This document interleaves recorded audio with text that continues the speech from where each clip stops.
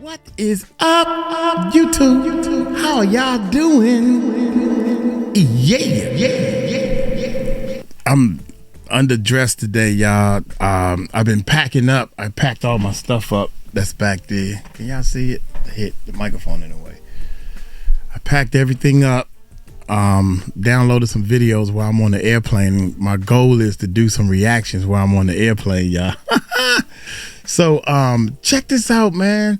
This is a different pair of headphones because I'm taking my headphones to the Philippines. Diddy exposed his own lawyer as 50 Cent goes for blood. We're gonna do this in another one that's down here. So y'all hit that subscribe button, hit that bell. Let's get into it, baby. Let's check it out. The cameraman. Not only did he not pay the cameraman, he didn't even tell his own lawyers. Plus this latest from 50 Cent and Diddy's own mom. Ooh, you gotta watch this one. Oh my goodness. Why does this one sound Welcome so to Popcorn different? Planet. I am Andy Signor. As all of us around the world realize that the footage from the Netflix special, Diddy, The Reckoning, or The Reckoning, Sean Combs, that footage of Sean came out because he didn't pay the cameraman. Well, it gets even worse. Backstabbed on camera, Netflix's Diddy documentary reveals mogul secretly taped his defense attorney during case meltdown. He did not tell Agnifilo. Now, I don't know how that works. Let's watch it, because in this moment, you could kind of see he's filming, no? Let's play this quick clip and then come back. Actually, go to the prosecutor. This guy committed another crime. And I would do the same thing with Little Ron.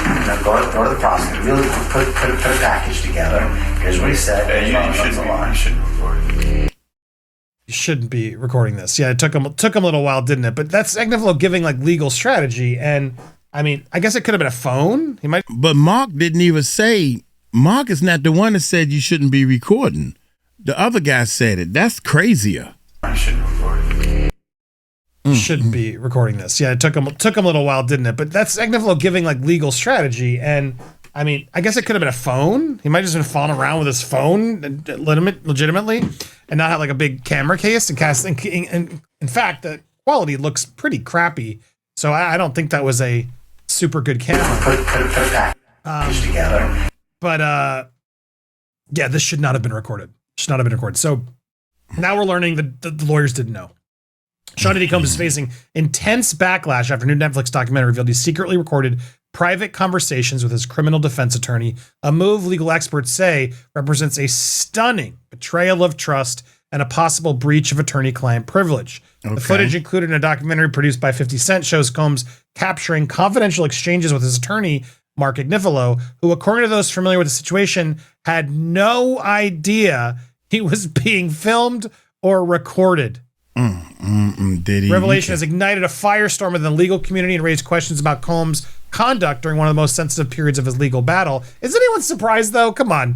Netflix documentary featured material shot by the videographer Diddy hired to chronicle his life during what he described as a turbulent time. In the clips, Combs appeared frustrated and angry with Agnifilo and the entire defense team as they discuss his impending arrest. He is heard accusing his lawyers of losing control of the case and mishandling key aspects of his legal defense. Well, I mean, you're guilty on a lot of it, so it was kind of hard for them. They did, I would say, damn good job given the circumstances. Sources close to Agnifilo say he was unaware Diddy had commissioned someone to record the phone calls, much less their private strategy sessions. The inclusion of this footage in a publicly released documentary now places Agnifilo in an uncomfortable and unprecedented position, with conversations that should have remained protected suddenly broadcast to the public. Now, Mark Geragos has chimed in on this and explains what he would have done if this happened to him. Diddy hired the videographer. Diddy got on the phone with Mark Agnifilo, his lawyer. Diddy knew that Mark was being recorded, but Diddy didn't tell Mark. Does Mark feel betrayed by Diddy? I've not talked to Mark about it. What do you think? He would feel. What do you I think? will tell you I'll just tell you, if it was me, I would be more than a little upset. I was more than a little upset when the client didn't know and I was being recorded. I mean, there was a while there where I was meeting clients under bridges, freeway bridges, because I was PTSD over it. So I think as a lawyer, it is one of the most inviolate oaths that you take to protect the client confidentiality and the client privilege. So I don't know. I haven't talked to Mark, but if I were Mark, I would be out of my head. Out of my head. It was kind of shady on Diddy's part to videotape. I'm not going to. Well, Mark. Well, also under 6068 here at BNP Code. Blah, blah, blah. Don't get me to blah, blah, blah. Don't get me to diss an ex-client. So. He can't diss him. He's repped him, so he can't diss him. But he said he ultimately is like, well, what is the name of the show? Yeah, that sums up my reaction. He's trying his best to sort of admit this is super shady. So, now Diddy sent the letter demanding yada yada yada. None of that's going to do anything. What a mess. I mean, again though, not surprised. This guy never was a changed man. This guy is a narcissistic piece of crap.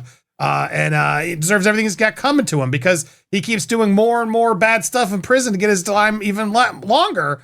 And now his own lawyer's going to be upset with him. Meanwhile, the pettiness here is actually pretty unreal. And I think the funnest way, because I do think Diddy deserves it. 50 Cent is now suggesting he did that ABC interview just so Diddy could see it in prison. Here's the thing. Finding out 50 Cent agreed to do an interview with ABC News only because it's one of the few stations they're allowed to watch in prison. He's a menace. I thought about it. What's wrong with that? Damn. So he went and did the homework. He's like, I want to know what channels are airing in the jail that's housing Diddy. Oh my if he was sitting there watching the Are news, you serious? what channel's on in that room? And so they found out.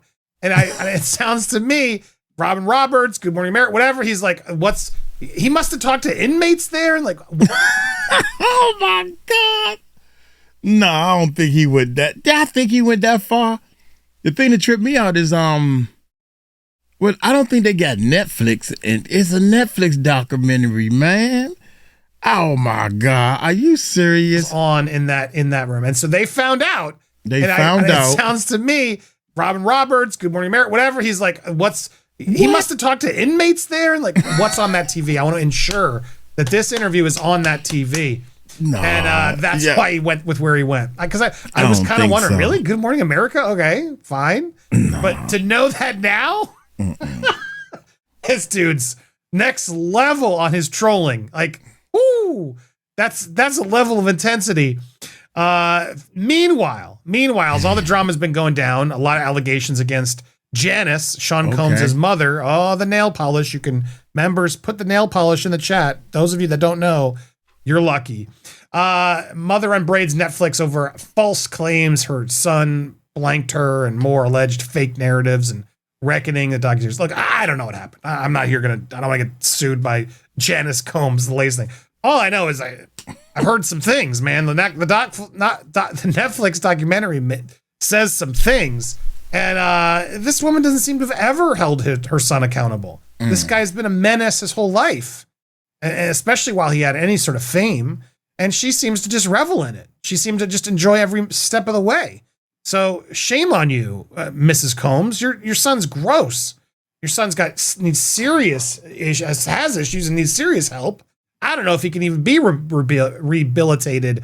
So who knows? But the good book tells us a soft answer turneth away, but grievous words stir up anger. However, this week, Sean Combs, Netflix, both appear to have put the Bible lesson of Proverbs 15:1 out to pasture, as Janice Combs made glaring evidence today. I am writing this statement to correct some of the lies presented in the Netflix Sean Combs: The Reckoning, released on December 2nd. Some of the lies. I'm writing this to correct some keyword is some of the lies. The octogenarian matriarch told Deadline today of the chart-topping docuseries, these inaccuracies reading my son Sean's upbringing and family life is intentionally done to mislead viewers and further harm our reputation. I think he did that all himself. Mislead having viewers. been in the Manhattan courtroom with her. This man got 80 cases on him. Mislead? That's a terrible way to say Sean's upbringing and family life is intentionally done to mislead viewers and further harm our reputation. I think he did that all himself. having been in the Manhattan courtroom with her grandchild for almost every day. Oh my with God. her grandchild for every day, hearing about her son's freak-offs, drugs, etc. The elder Combs insists the Diddy Nemesis 50 Cent produced reckoning is pockmarked with lies. She was right there at the freak offs. Remember the IV drip they was getting together? And then Diddy talking about his mom can touch the ground standing up with her palms and stuff like that. Come on, man. So my here, God. let's read the full statement. I think it's down here. I am writing this statement to correct some of the lies. In the documentary, I am portrayed as a bad parent. This is untrue. As I have stated previously, I was a single mother raising my son. I had 3 and even 4 jobs in an attempt to provide comfort, for a comfortable upbringing and quality education for my child. I raised Sean with love and hard work, not the A word. The statement made by Mr. Tim Patterson about Sean's life regarding my relationship with my son is not truthful and salacious to promote the series. Let's see here. To the contrary, I loved and nurtured my Sean. I bet you did. I bet you did. My memories of Sean growing up are one of a respectful and diligent child and teenager. Sean has always been an industrious, goal-oriented overachiever. What about him as an adult, Mom? You gonna forget that phase like it didn't happen? Okay. Yeah. Moreover, the allegations stated by Mr. Kirk Burroughs that my son slapped me while we were conversing about the tragic City College events in 1991 are inaccurate and patently false. It was a very sad day for all of us. For him to use this tragedy and incorporate fake narratives to further his prior failed and current attempt to gain what was never his bad boy records is wrong, outrageous, and past offensive. Sean has been a dutiful son, always ensuring that I was cared for and vigilantly managing my medical care, as well as providing financial support. Well, there's her motive for lying, folks. I mean, my God, girl. Oh, yeah. Oh, you're fair enough. All that money helped take care of you, so you're being fair. Got it. I am requesting that these distortions, falsehoods, and misleading statements be publicly retracted. I don't think they're gonna, Janice. I don't think they're gonna. Good luck with that one. Good luck. Who do you believe on this one, guys? Nice try, Diddy. Seriously. So you're like beating the world. God help us all. 50 is petty. I don't trust. Well, let's not get political. He deserves to be in jail for a lot longer than he got. Look. That's what I've always thought. I mean, this proves it. The fact that he's like out there, the narcissism, literally, as the raids happened, he's still filming himself and then filming him with his own lawyers. It's literally the dumbest thing you could do. I really wanted to film me and my lawyers and part of this for my own doc, but everyone warned against it, and I knew, I'm not messing that up because I understood what the ramifications would be. So, because stuff can be used against you. Dumb. What do you think about 50? Diddy. Too petty or just petty enough? I want to hear your thoughts in the comments down below. We got a lot more coming your way. So hit that subscribe, hit that bell for alerts, smash that thumbs up as well, and stay tuned. We got a lot more coming your way here on Popcorn Planet. Dumb Diddy. Dumb Diddy. Dumb Diddy. Diddy done did it. Hey, I was filming, man. I still got the mic clip on. It goes to your cell phone. I'm testing this out for my YouTube course, and I might be telling people to get this thing. And it goes on the back of the cell phone, and the mic is right here, so you can be far away from the cell phone. Diddy messed up. Is this the one I wanted to do right here? I think this is the one. Now, this is a breaking Diddy bombshell. I think that Mark Agnifilo is pretty pissed at Diddy. That surprise witness. We ain't been on her channel for a minute, man. I think she had said some things. Let's check it out. Now, remember, Tini Geragos, Mark Geragos' daughter, is one of Diddy's lawyers in his criminal case. She was on the case. She did a lot of important talking on the case, et cetera, et cetera. We're going to hear from Tini Geragos' dad, Mark Geragos, in this video. And Mark Geragos also helped Diddy pick the jury for the Diddy trial. So, like, Mark Geragos was kind of involved in the Diddy trial. So this is coming from TMZ just 2 hours ago. And, you know, TMZ is always getting exclusives. This is Harvey Levin, and he actually not only always gets exclusives, but he has a podcast with Mark Geragos, Mark Geragos, called Two Angry Men. Okay, so so I'm saying it's not coming straight from the horse's mouth, but it's like the horse's, stablemate's mouth. Okay. So, or stablemate, or whatever. Let me I'm going to turn it on 1.25 the speed and let you hear. It's not looking good. It's not looking good for Diddy and King. It looking like the people that, stood to help him get out of this situation, he's done betrayed, and now they're mad because he did not make Mark Agnifilo look very good. He did not make Mark Agnifilo look very good in the recordings that he was allowing to be taken of his attorney-client supposedly privileged communications. But whenever you allow somebody to put it on a video camera, then it's no longer privileged. Okay. Diddy really screwed up, and I'm not referring to his criminal trial, which has him sitting in prison right now. But it has to do with something that happened right before he got arrested. If you've seen the Netflix documentary about Diddy, The Reckoning, which 50 Cent produced. Now I'm just wondering, is he wearing a lace front? That's what I'm wondering. But anyway, because look at his hairline. I mean, that's a great hair. If it's not a lace front, that's an impeccable hairline. I mean, incredible. Oh my God. So there was a Diddy documentary, okay, the 50 Cent one, and it did not disappoint. The Diddy documentary did not disappoint. There were calls in there, apparently, allegedly, with Diddy and his lawyer, Mark Agnifilo, and this is what this video is about right now, the exclusive breaking and all that. They're like, woo, Diddy's in trouble. With his lawyer, apparently, allegedly. But it has to do with something that happened right before he got arrested. If you've seen the Netflix documentary about Diddy, The Reckoning, which 50 Cent produced, there's some footage there that had never been seen before. This is a photographer that Diddy hired to follow him around and document his life. That footage ended up going to 50 Cent and his production company, and it's kind of the centerpiece. Sold to them. Yes, was the centerpiece of the documentary. So watch this particular scene, because this is where a lot of people feel Diddy really screwed over someone. Okay. I want to know. I want to know how much 50 Cent paid for it. I think it's about $1 million or $2 million.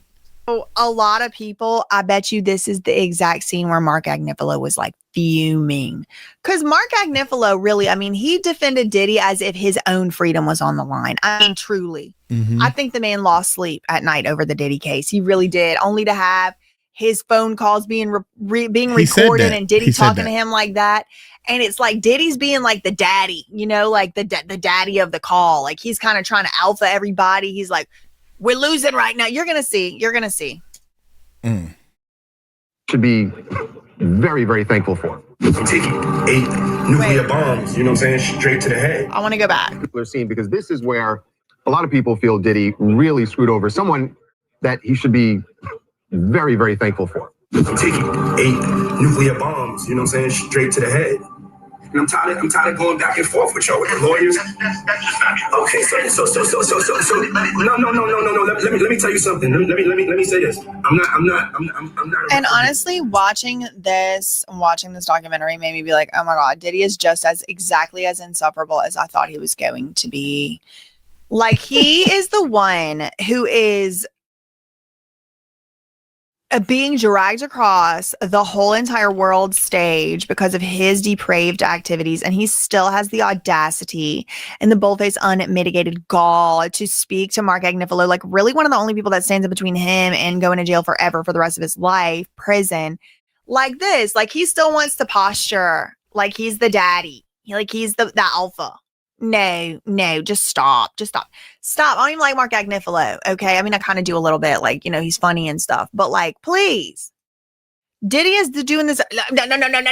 I'm taking nuclear bombs to the head. And Mark Agnifilo is like, that's just simply not true. And that's what a lawyer is supposed to do. They're supposed to hold your hand with you through the thing and say, Lily, you have a nuclear bomb. So this is a bit much. You're not taking nuclear or anything to it was this scene right here that TMZ chose to air. A lot of people feel Diddy really screwed over someone that like should be grand opening. Very, very thankful for. I'm taking 8 nuclear bombs, straight to the head. And I'm tired of going back and forth with y'all, with the lawyers. Okay, so no. Let me tell you something. Let me say this. I'm not a referee. So I'm gonna get off the phone right now. Listen to me. I'm gonna get off the phone right now. And I am going to let you professionals look at the situation and come back to me with a solution. No matter what nobody said. Let's just here and there. We're not working together the right way. We're losing. Well, he says we're losing, but the reality is Mark Agnifilo, the person with whom No, I do think it is very interesting. I do think it is very interesting that they clipped it right there, because what happened right after that in the documentary was Diddy said, What's up with that music you got going on there? watching CNN, and you might get your news from CNN, okay? But there's 8 billion people in the world, 7 billion of them are on Instagram, all right? We need, Diddy said, I don't know what's going on with that music, man. no inside knowledge. I'm guessing and I'm speculating.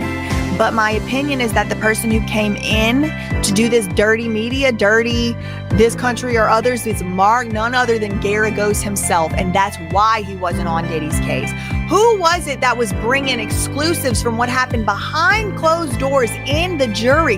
Y'all remember whenever there was that issue with that juror and like issues about over what happened inside the closed door meeting with the judge got out to TMZ? Obviously, in my opinion, and I guess I reserve the right to change my mind if I see other evidence, Mark Geragos told Harvey Levin and he put it out as an exclusive. People were getting in trouble in court. In the court, the judge said this cannot happen again or y'all are going to be in trouble. And so who did that? Who did that? I'm assuming it was Mark Geragos. And I'm assuming that's why Mark Geragos was not on the case officially, but his daughter was, and he did help pick the jury. I think Diddy was like, y'all need to work together with Mark Geragos, Mark Agnifilo, and get the propaganda. He said the word propaganda. He said the word propaganda. Okay. So it's interesting to me with my theory that they cut it off right before they started talking about propaganda, because I'm wondering, does somebody over here at TMZ have a guilty conscience? I don't know.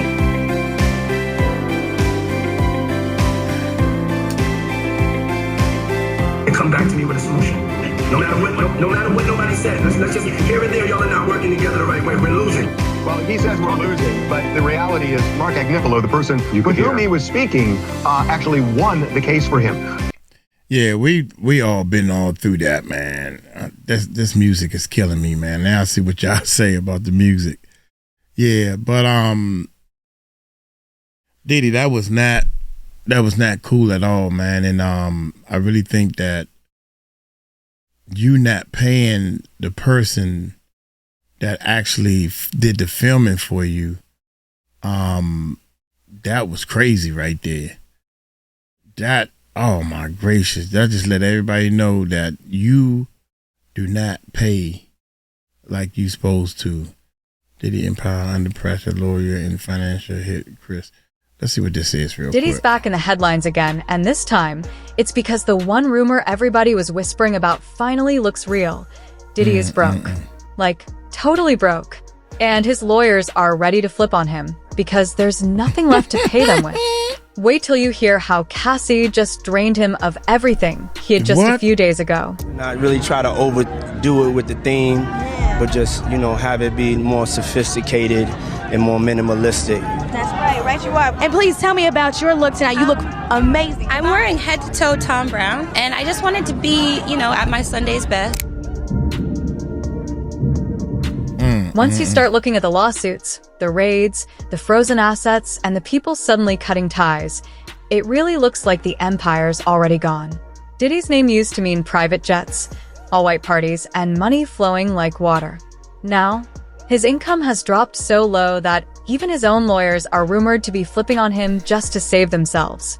The same man who once called himself the Black Sinatra is fighting to keep the empire together while federal investigators, ex-girlfriends, and former business partners circle like vultures. This isn't just a fall from grace, it's a collapse in real time, and the story only gets darker the deeper we go. For years, Diddy was the guy who bragged about making money while he slept. Every party, every interview, every flex was built around the idea that his empire never stopped printing cash. But right now, that machine isn't just slowed down, it's basically unplugged. You ready?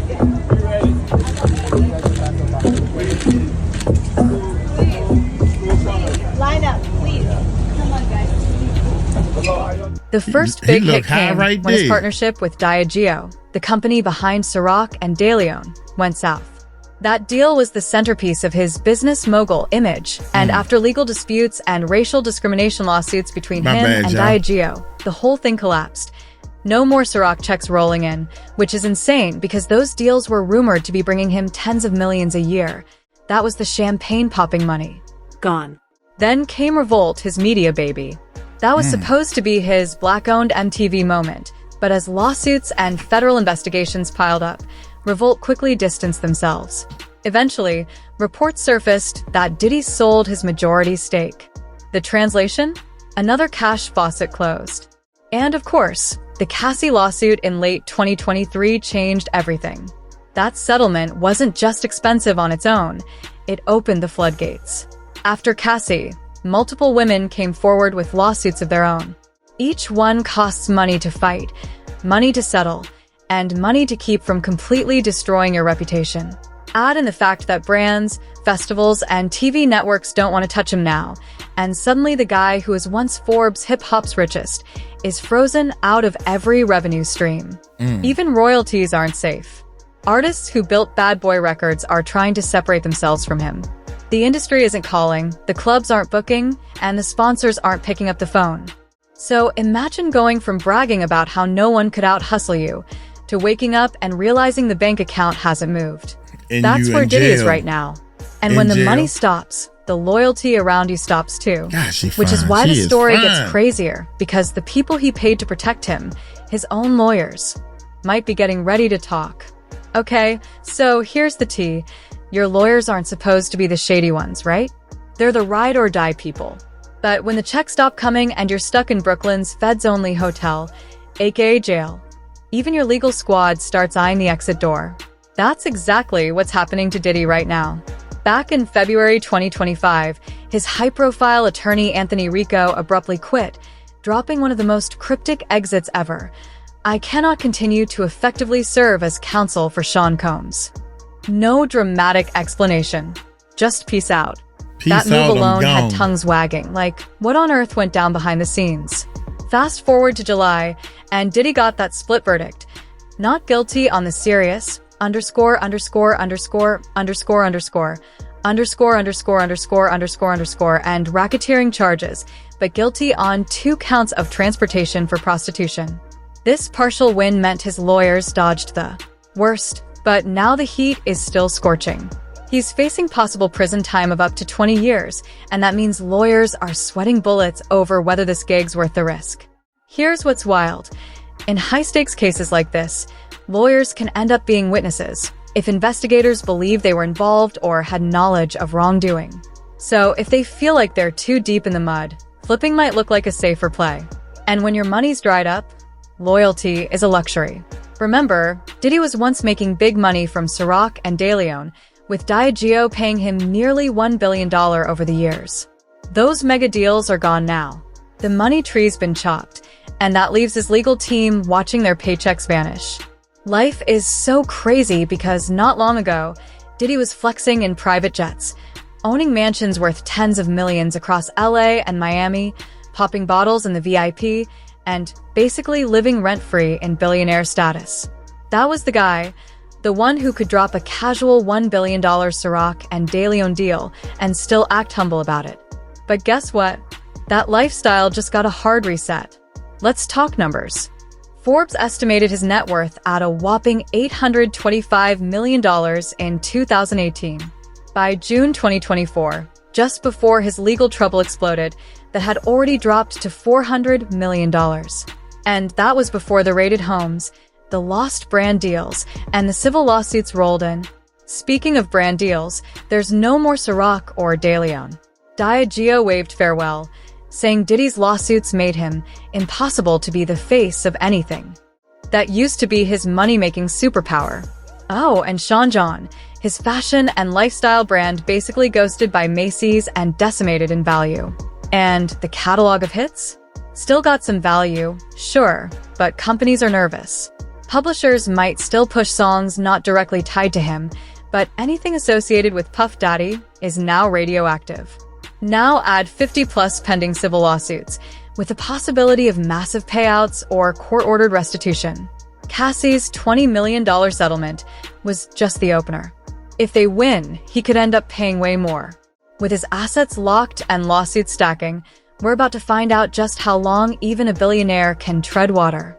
Because one thing we really need to understand is that this isn't just a legal sticky wicket. This is the kind of nightmare scenario most moguls only see in bad movies.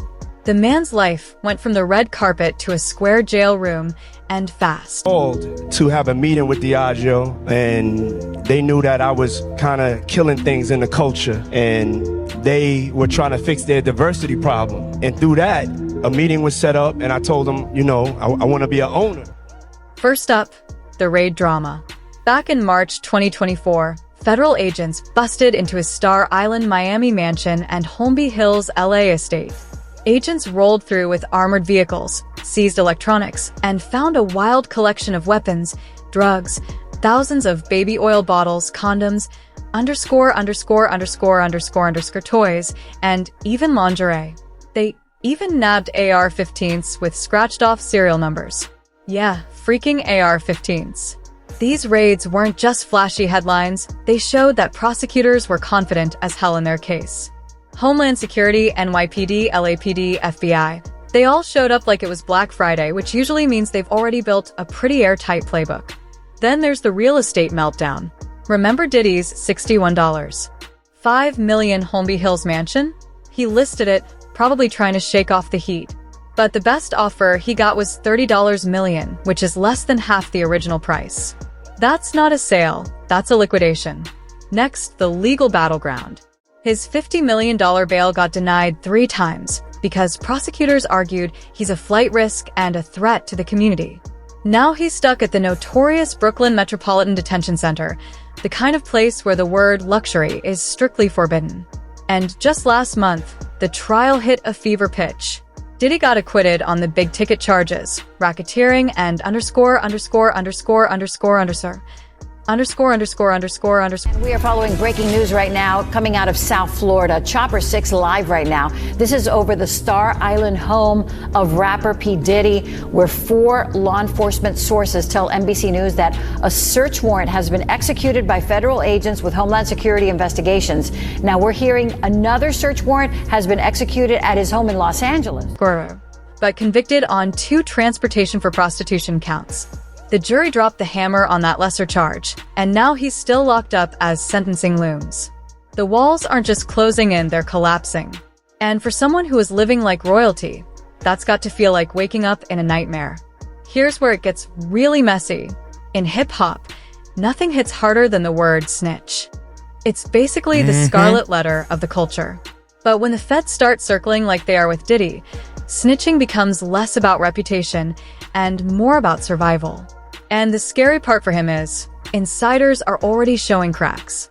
We already saw it with his lawyer Anthony Rico piecing out earlier this year. That wasn't just a quiet exit, it was a flashing red light that people in his own camp don't want to go down with the ship. And if you look at how federal cases work, once one domino tips, the rest follow. Prosecutors love nothing more than flipping insiders. You've got lawyers, assistants, bodyguards, pilots, ex-girlfriends, all of them being potential witnesses.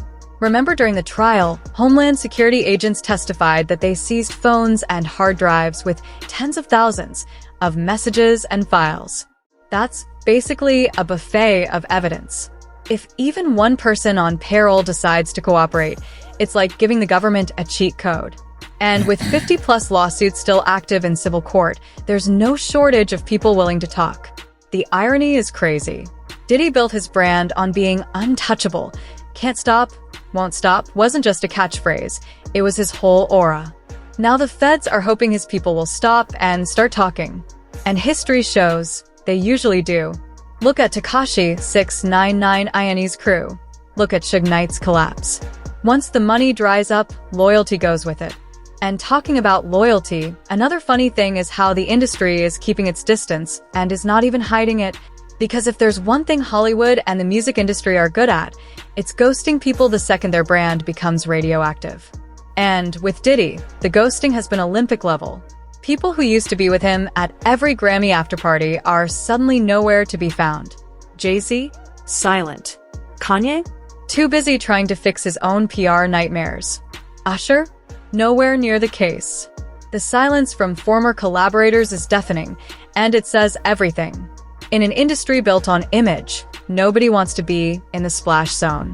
Even Cassie, whose lawsuit kicked this avalanche off, has become a symbol of the culture shift. After she settled for $20 million, more women stepped forward, and the industry started treating Diddy like yesterday's news. What used to be whispers turned into headlines, and now nobody wants their brand attached to him. And let's not forget music. Bad Boy Records was once untouchable. But now? Younger artists aren't shouting out Diddy, and even some veterans are trying to separate their catalogs from him.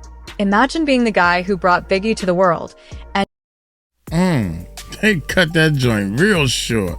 Look here, man, I gotta get on up out of here. Getting on a plane tomorrow. Like I was saying, I was recording with this thing and all that good stuff. But anyway, Diddy, oh my God, boy, what you did that time, man. There's so many things. It's too many things that Diddy has done that took the cake. Oh my gracious, man. That dude is portraying himself like he is sweet and innocent. You said Cassie lied. You was jumping out there saying Cassie was lying. And then all of a sudden we seen the footage. Good God Almighty. Look here, I'm gonna get on up out of here. Hey, y'all take it light, take it slow. Y'all tell him Uncle Mike told you so. Peace out.